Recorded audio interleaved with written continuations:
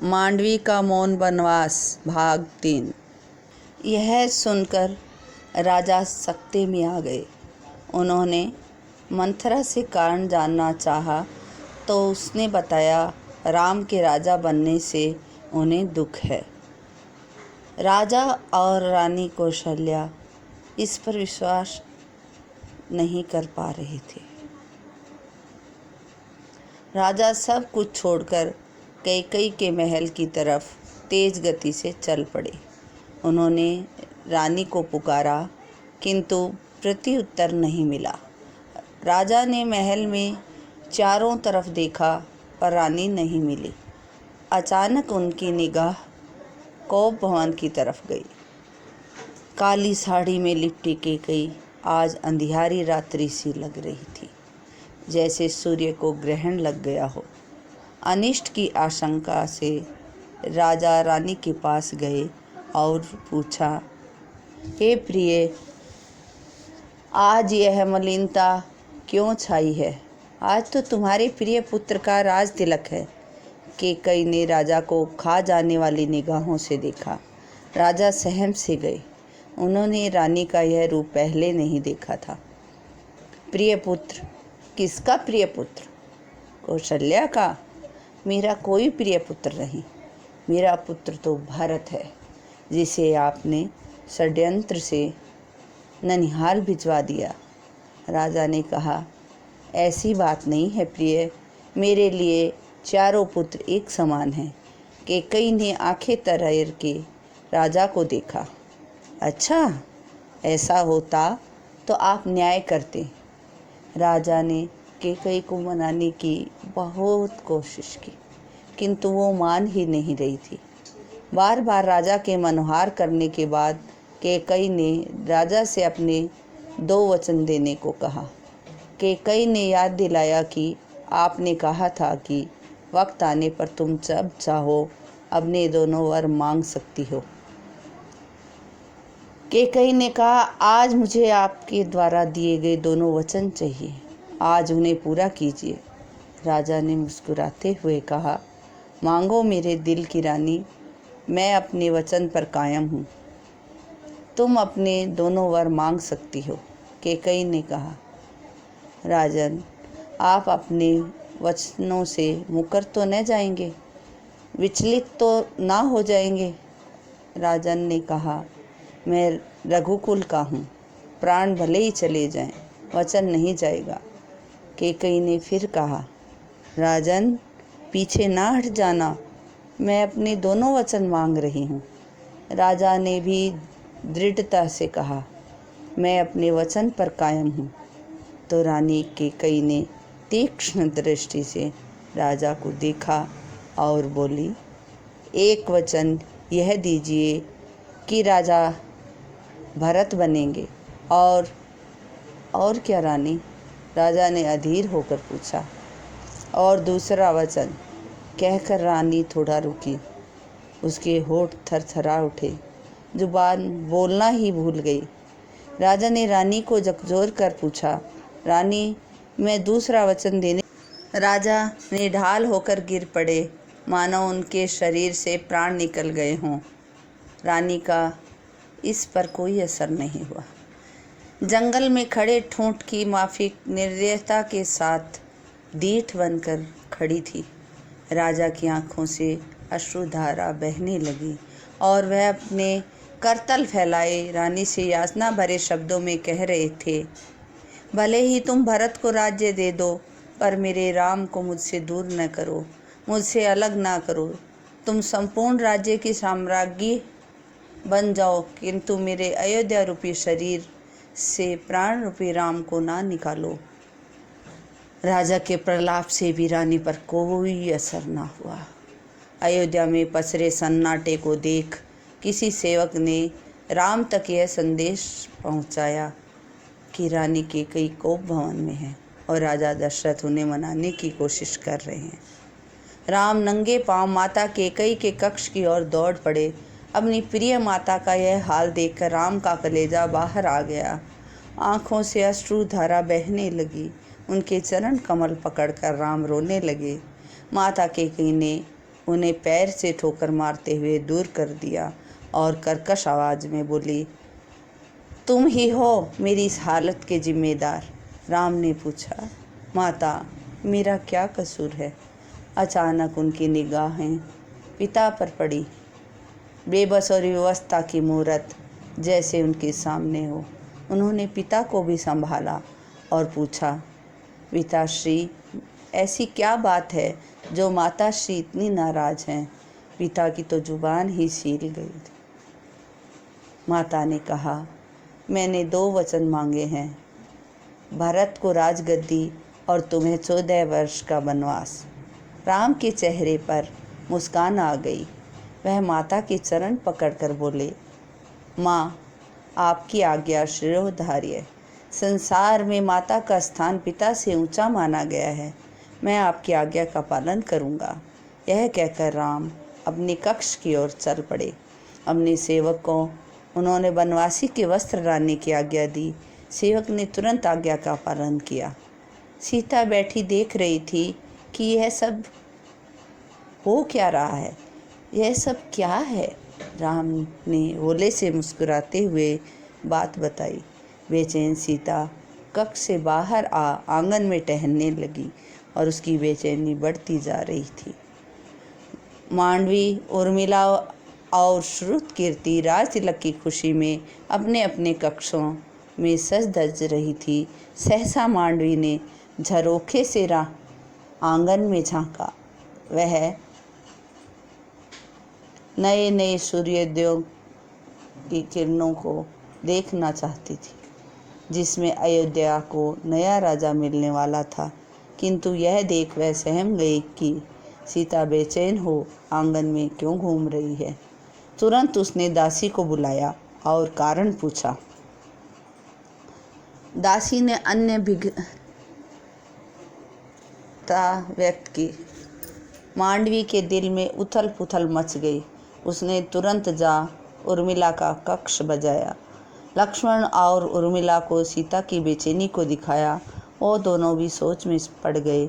आपसी कोलाहल को सुन श्रुतकीर्ति भी बाहर आ गई।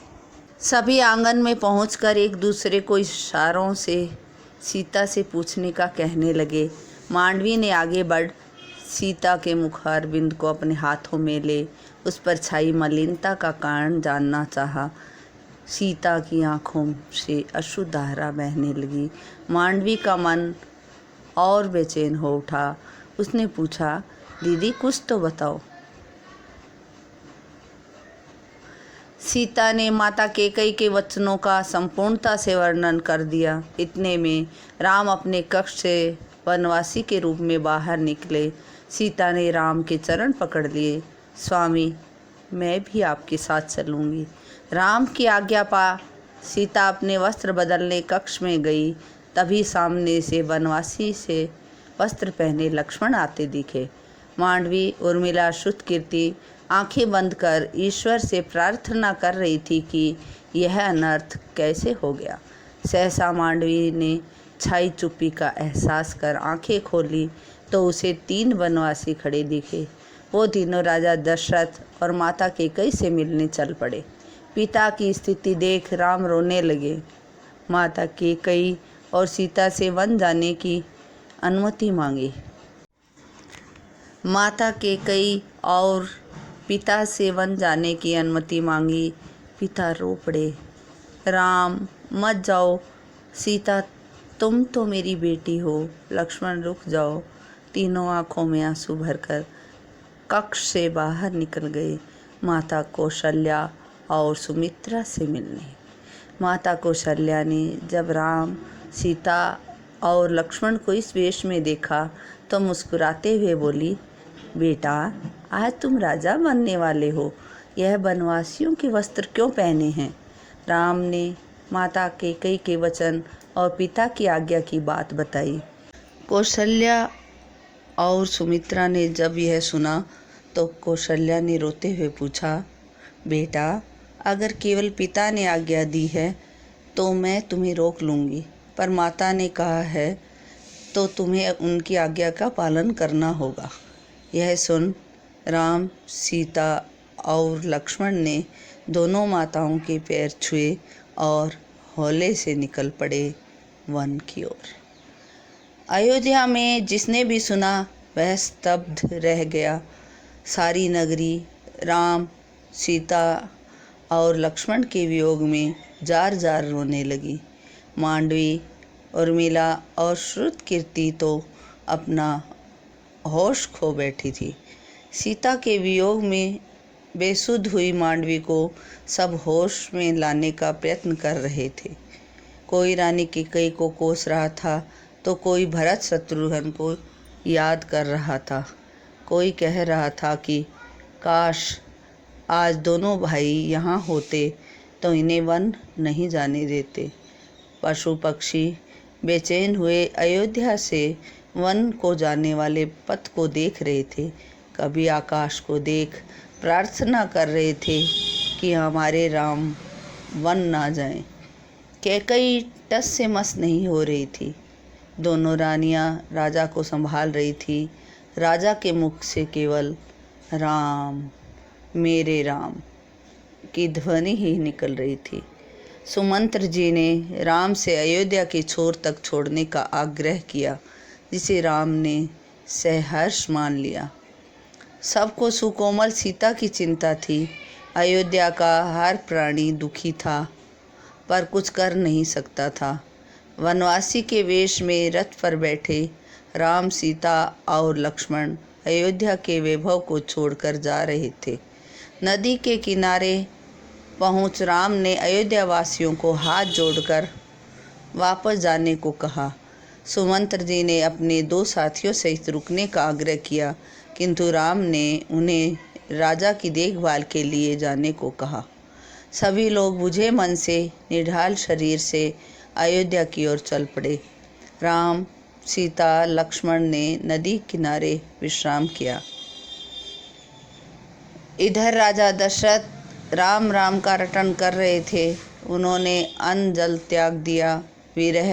विरह की इस घड़ी में उन्हें अपने शरीर की सुध-बुध ना रही। कौशल्या और सुमित्रा राजा की व्याकुलता को जान उन्हें समझा रही थी। कैकेयी अपने कक्ष में शांतचित्त हो विश्राम कर रही थी। मांडवी, उर्मिला और श्रुतकीर्ति तो मानो गूंगी हो गई थी।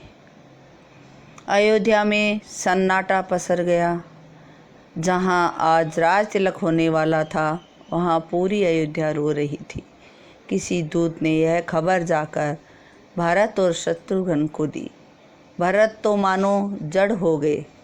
यह सुन उन्होंने अपने सारथी को तुरंत चलने को कहा। रथ पर सवार हो अयोध्या पहुँचे।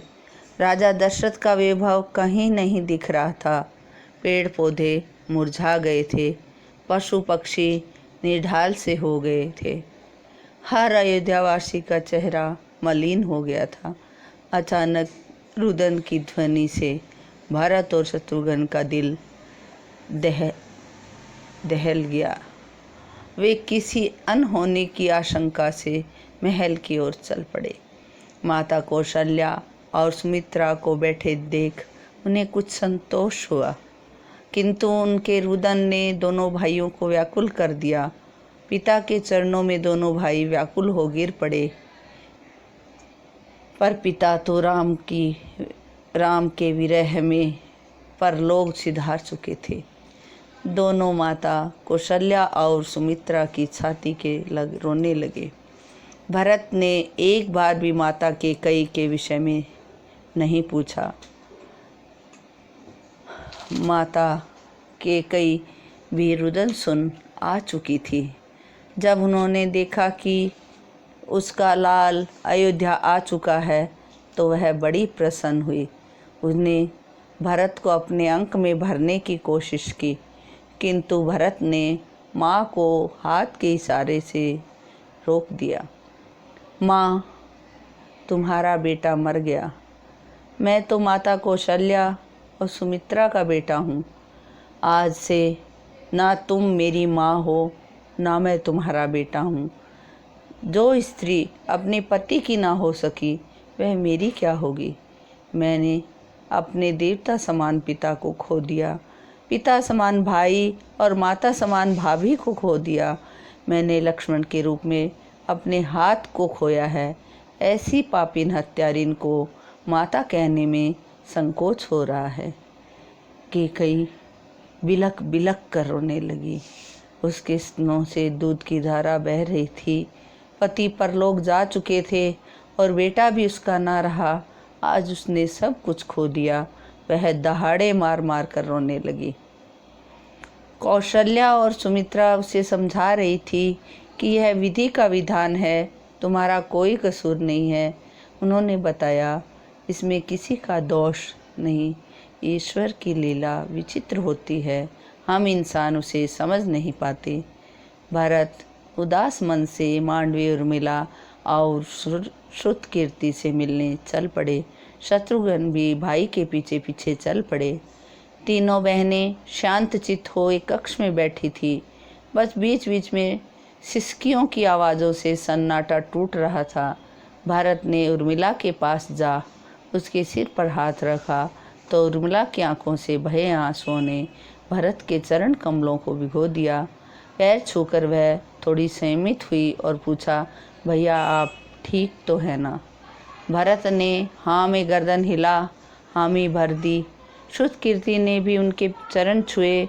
भरत ने उसके भी सिर पर हाथ फेरा और कक्ष से निकल पड़े। शत्रुघ्न भी भरत के पीछे पीछे चल पड़े। मांडवी का दिल हाहाकार कर उठा।